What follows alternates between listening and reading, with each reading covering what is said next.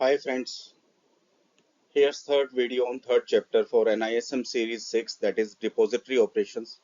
तो इसमें third chapter पर हम लोग कवर करेंगे मोस्ट इम्पोर्टेंट पॉइंट्स और FAQs। तो लीजिए स्टार्ट करते हैं।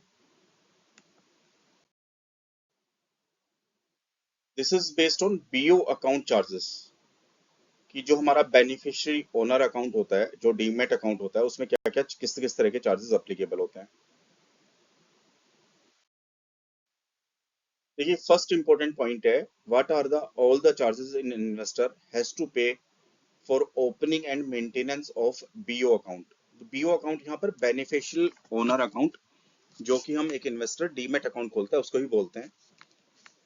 देखिए ऑफ लेट सेबी ने क्या किया है, SEBI has rationalise the cost structure for dematerialisation by removing and reducing the account opening charges, transaction charges for credit और by transaction of securities, custody charges and account closing charges.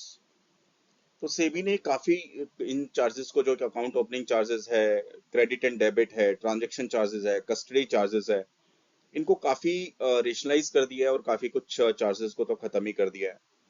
Now custody charges are now paid by the issuer companies. तो जो shares, जो securities issue करती है, custody charges वो company पे करती है, ना कि investor. Broadly investors are required to pay the charges. जो अभी इन्वेस्टर है वो किस तरह के चार्जेस पे करता है? डीमेटलाइजेशन, अगर उसके पास फिजिकल शेयर्स हैं, अगर उसको डीमेटलाइज कराना है, उसको इलेक्ट्रॉनिक फॉर्म में अपने शेयर्स को कन्वर्ट कराना है, तो उसके कुछ चार्जेस होंगे। एंड रीमेटलाइजेशन ऑफ देयर सिक्योरिटीज, और अगर उनकी कोई इलेक्ट्रॉनिक फॉर्म में कोई सिक्योरिटीज है, डीमेटेड कोई सिक्योरिटीज है, अगर उसको रीमेटलाइजेशन कराना है यानी कि उनको फिजिकल शेयर में कन्वर्ट करना है, तो वो रीमेटलाइजेशन ऑफ सिक्योरिटीज हुआ, तो उनके भी चार्जेस होंगे। एनुअल अकाउंट मेंटेनेंस चार्जेस होंगे, तो जो भी डीमेट अकाउंट होते हैं, जिनको हम बेनिफिशियल ओनर अकाउंट बोलते हैं, वहां पर उनके अकाउंट मेंटेनेंस के चार्जेस होंगे, और ट्रांजैक्शन की फीस होंगी only for sale transactions. The DP may revise the charges by giving 30 days notice in advance. तो देखिए जो भी डिपॉजिटरी पार्टिसिपेंट होता है, जहां हमारा, जिसके साथ हमारा अकाउंट होता है, वो अपने कोई भी चार्जेस है वो रिवाइज कर सकता है और अपने इन्वेस्टर्स को, बट उसको 30 डेज का पहले इन एडवांस नोटिस देना पड़ेगा कि मेरे ये सब चार्जेस रिवाइज हो रहे हैं। और basis that notice that beneficial जो ओनर है, जिसका डीमेट अकाउंट है, वो डिसाइड कर सकता है कि मुझे ये चार्जेस बियर करने हैं, तो मुझे सेम डीपी के साथ रहना है या मुझे डीपी के अकाउंट क्लोज करके कहीं और ओपन करना है। तो जो भी डिपॉजिटरी पार्टिसिपेंट है, अगर वो कोई भी चार्जेस रिवाइज करता है, तो उसको 30 डेज इन एडवांस एक नोटिस देना पड़ेगा। उसके बाद है further SEBI has also advised DP to submit their depository the tariff charge structure every year latest by 30th April, and charges made therein along with the date of effect to enable the investors to have a comparative analysis of tariff and charge structure of various DP। तो जो जो भी DPs होते हैं वो सारे अपने depository को सबमिट करते हैं, उनका चार्ज स्ट्रक्चर क्या है, उनके टैरिफ्स क्या है, लेटेस्ट बाय 30th अप्रैल, और क्या क्या उन्होंने चार्ज किया है। इससे क्या होता है, ट्रांसपेरेंसी होती है, और जो इन्वेस्टर होते हैं जिनका BO अकाउंट होता है, वो एक ये कंपैरेटिव एनालिसिस कर सकते हैं in between different depository participants कि किसके चार्जेस कम है, उसको किसके साथ अकाउंट कंटिन्यू करना है, या कहाँ ओपन करना है, कहाँ क्लोज करना है। एनालिसिस ऑफ टैरिफ और charge structure of various DP के साथ वो कंपैरिजन कर सकता है। The information received by depository is put on their website. तो जो भी डिपॉजिटरी पार्टिसिपेंट है, जो भी उनके टैरिफ और चार्जेस होते हैं, ये सब चार्ज स्ट्रक्चर अपना डिपॉजिटरी को देते हैं, जो कि हमारी CDSL और NSDL है। और ये सारी इंफॉर्मेशन चार्ज स्ट्रक्चर की ऑफ डिफरेंट DP वो वेबसाइट पर, जो डिपॉजिटरी होती है उसकी वेबसाइट पर पब्लिश होती है। तो देखिए जब भी BO अकाउंट या डीमेट अकाउंट जब क्लोज करते हैं, तो AMC जो चार्जेस होते हैं वो अपफ्रंट, कई AMCs होती है पूरे साल के ही ले लेती है। तो पूछ रहा है कि अगर अकाउंट क्लोज करते हैं तो क्या वो जो AMC कलेक्ट किया इन एडवांस, क्या वो रिफंडेबल होता है? तो आंसर है यस। अभी क्या होता है कि अगर कोई भी DP, डिपॉजिटरी पार्टिसिपेंट, जहां हम डीमेट अकाउंट खोलते हैं, अगर उन्होंने AMC को एनुअली, हाफ ईयरली बेसिस पे अगर पूरा ही कलेक्ट कर लिया है, तो और बीच में अकाउंट क्लोज कर देता है, BO beneficiary owner demat account को क्लोज करता है, तो जितने भी क्वार्टर बचे होंगे, जितने भी बैलेंस क्वार्टर होंगे, उसका AMC जो कलेक्ट किया था फ्रंट, वो सारा का सारा उसको वापस करना पड़ेगा टू द BO, जिसका डीमेट अकाउंट है, बेनिफिशियरी ओनर को।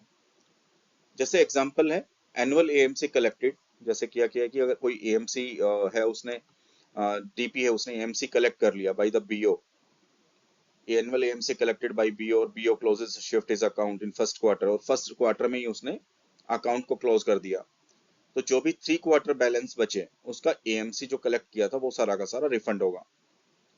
Example 2, likewise if a BO closes और shift his account in third quarter, but वो अगर मान लीजिए बीओ अगर थर्ड क्वार्टर में करता है, अपना अकाउंट शिफ्ट करता है या क्लोज कर देता है, तो जो एक क्वार्टर जो बच गया उसका एएमसी होगा वो उसको रिफंड करना होगा।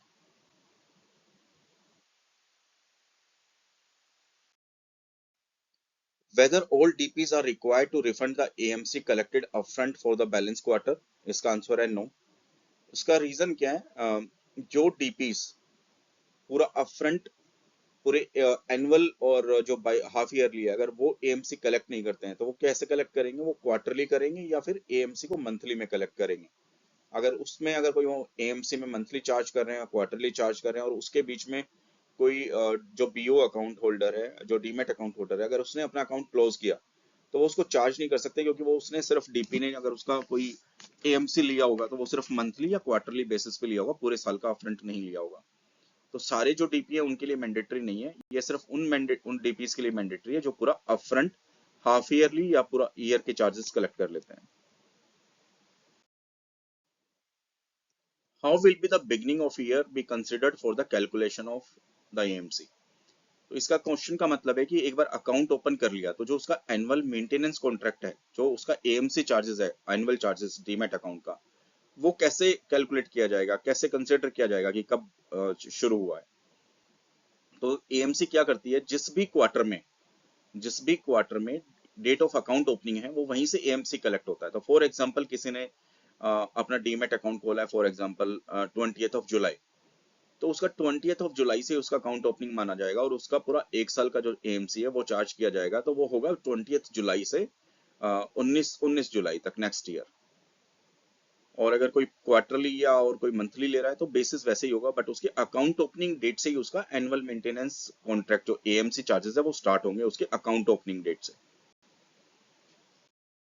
When a PO transfer all securities lying in his account to another branch of the same DP or another DP of the same depository or another depository, provided the BO account as transferee and DP account at transfer DP are identical in all respect। तो इसका मतलब क्या हुआ कि जिसका account है, beneficiary owner जो demat account है, अगर वो एग्जैक्टली उसी कॉम्बिनेशन में है, चाहे वो किसी दूसरे डिपॉजिटरी पार्टिसिपेंट के पास हो, चाहे वो किसी दूसरी डिपॉजिटरी के पास हो, अगर जिसमें उसका डीमेट अकाउंट है उसी एग्जैक्टली उसी कॉम्बिनेशन में, इंडिविजुअल है तो इंडिविजुअल, ए एंड बी है तो ए एंड बी एंड ए है तो बी एंड ए, अगर एग्जैक्टली उसी फॉर्म में अगर दूसरा अकाउंट कहीं खुला हुआ है दूसरे डीपी पार्टिसिपेंट के पास, डिपॉजिटरी पार्टिसिपेंट के पास, या किसी दूसरे डीपी के पास, डिपॉजिटरी के पास भी, तो उसमें कोई भी चार्जेस नहीं लगेगा, बिकॉज अल्टीमेटली क्लोजर प्रोसीड्स हैं जो कि एक डीमेट अकाउंट से दूसरे डीमेट अकाउंट में आ रहा है, और दूसरे डीमेट अकाउंट वो बिल्कुल आइडेंटिकल है जैसा कि फर्स्ट अकाउंट।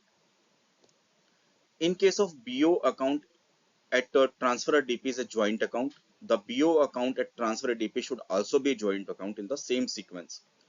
तो अगर जब अकाउंट क्लोज हो रहा है तो जहां से ट्रांसफर हो रहा है वो भी अगर ज्वाइंट अकाउंट है तो जहां ट्रांसफर होगा वो भी ज्वाइंट अकाउंट उसी सीक्वेंस में होना चाहिए। All other transfer of securities consequent to closure of account. But अभी अगर ऐसा कंडीशन है कि जहां क्लोजर ऑफ अकाउंट हो रहा है, बट वो जो सिक्योरिटीज उसमें क्लोजर के टाइम ट्रांसफर हो रही है वो एग्जैक्टली सेम कॉम्बिनेशन या सेम सीक्वेंस ऑफ ओनरशिप में नहीं है, तो जो बाकी नॉर्मल चार्जेस हैं as per schedule of charges वही ट्रीट होगा और वही उस हिसाब से चार्जेस लगेंगे। इसका मतलब हुआ कि मेरा अगर कोई अकाउंट है एज एन इंडिविजुअल या मेरा कोई ज्वाइंट अकाउंट है, मैं अपना क्लोज करता हूँ, और मेरा कोई दूसरा अकाउंट है सेम डीपी के पास या दूसरे डिपॉजिटरी पार्टिसिपेंट के पास या दूसरे डिपॉजिटरी के पास थ्रू अदर डीपी, और मैं वहां पे सेम जो एग्जिस्टिंग अकाउंट है सेम ही एग्जैक्टली आइडेंटिकल है, अगर मैं वहां ट्रांसफर करूंगा क्लोजर प्रोसीड्स में सिक्योरिटीज में तो मुझे कोई चार्जेस नहीं लगेगा। बट मैं कोई ऐसे अकाउंट में ट्रांसफर करूंगा जो बिल्कुल आइडेंटिकल नहीं है, इन द सेम कॉम्बिनेशन जहां पे मेरा ऑलरेडी अकाउंट चल रहा है उसी कॉम्बिनेशन में नहीं है, तो जो फिर डीपी के नॉर्मल चार्जेस हैं as per their schedule of charges, वो चार्जेस लगेंगे जो कि एग्रीमेंट में हुआ था as per BO and DP.